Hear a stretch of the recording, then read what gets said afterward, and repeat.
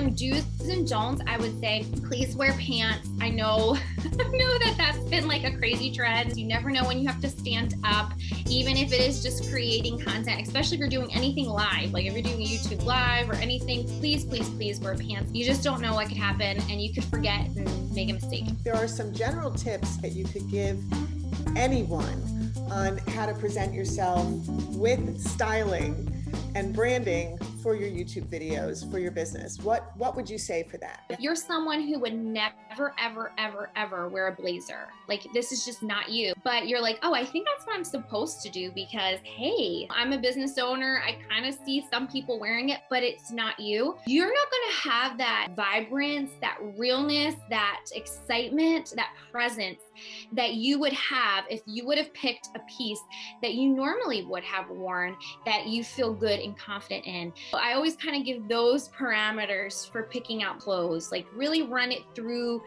those type of checklists, if you will, or questioning of yourself, internal reflection before choosing your wardrobe for creating content, whether you're going live on social media or you're creating YouTube content as well. Some tips that I would say is dress in alignment with your brand in clothing that you feel comfortable in. Always to try your clothes on in front of the camera with the camera that you're using and the lighting that you will be using during your video to see if it distorts any of your clothing, any of your coloring, any of your pattern. And then once you have the green light for that, then that's good. That's step one. Avoid super small prints, especially like pinstripe prints that can distort the camera, as well as houndstooth. And that pattern also creates like this, almost like the screen is moving type of effect. We really don't want that to distract from your message. So pay attention to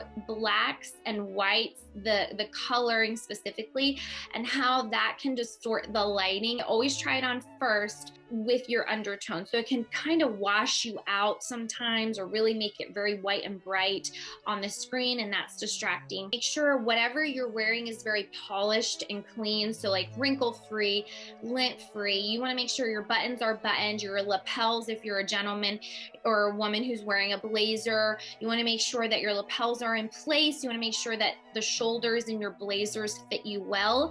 You don't want to come on and have your blazer too big, making you can tell on camera because we're really zoning in on the chest up. Be careful of overly flowy top because that will make you appear larger on camera. It can just add a lot of visual weight to the upper part of your body that you don't want. To be careful and mindful of necklines as well as strapless garments, because sometimes it can appear that you're not wearing clothes at all when you're wearing strapless. And I get it. Some people's brands, like, they're super casual. They're like, hey, I'm just coming home from the gym and I want to talk to the stay-at-home mom, and they just want to show up as is. But always be mindful of that. You don't want it to be just distracting, and people are going to be thinking about that rather than the words coming out of your mouth. The more comfortable that you are in what you're wearing, the better you're going to appear on camera. Wear a smile, because most people are extremely nervous on camera. So if you can change like your resting face on camera to more of a smile, that will really help you aesthetically as well. Thank you so much for joining us. For those of you who didn't know anything about personal styling, now I think you've learned a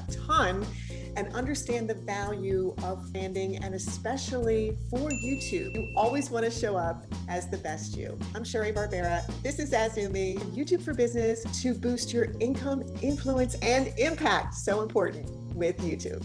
Thanks for joining me. I'll see you in the next video.